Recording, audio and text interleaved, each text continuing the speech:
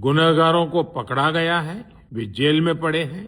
हमारा सबसे महत्वपूर्ण जिम्मा था कि विद्यार्थियों का एक वर्ष बर्बाद न हो। শিক্ষার্থীদের ভবিষ্যৎ নিয়ে ছিনিমিনি খেললে আর রক্ষা নেই। প্রশ্ন ফাঁস কাণ্ডে অভিযুক্তদের বিরুদ্ধে এবার আরও কঠোর ব্যবস্থা এবং ফাস্ট ট্র্যাক কোর্ট গঠনের ঐতিহাসিক ঘোষণা দিলেন ভারতের প্রধানমন্ত্রী নরেন্দ্র মোদী। চলমান তীব্র বিক্ষোভের মুখে বৃহস্পতিবার গভীর রাতে এক ভিডিও বার্তায় এই কড়া হুঁশিয়ারি দেন তিনি। ভিডিও বার্তায় মোদী সাফ জানিয়েছেন, প্রশ্ন ফাঁস কোনো সাধারণ অপরাধ নয়। এটি লাখো মেধাবী শিক্ষার্থী এবং তাদের অভিভাবকদের স্বপ্ন ও পরিশ্রমের সঙ্গে সরাসরি জড়িত।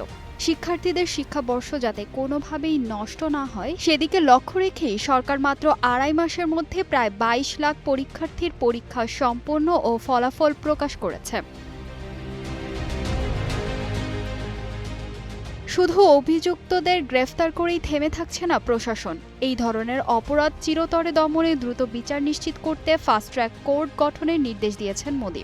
এছাড়া অত্যন্ত কঠোর শাস্তির বিধান রেখে একটি নতুন খসড়া বিল প্রস্তুত করা হয়েছে, যা শুক্রবারের কেন্দ্রীয় মন্ত্রিসভার বৈঠকে অনুমোদনের জন্য উপস্থাপন করা হবে এবং চলতি সংসদ অধিবেশনেই তা দ্রুত পাশ করানোর পরিকল্পনা রয়েছে।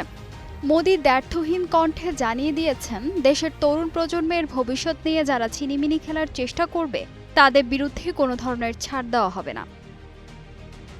ফাহিমা সুরভি, নিউজ ডেস্ক, গ্লোবাল টেলিভিশন।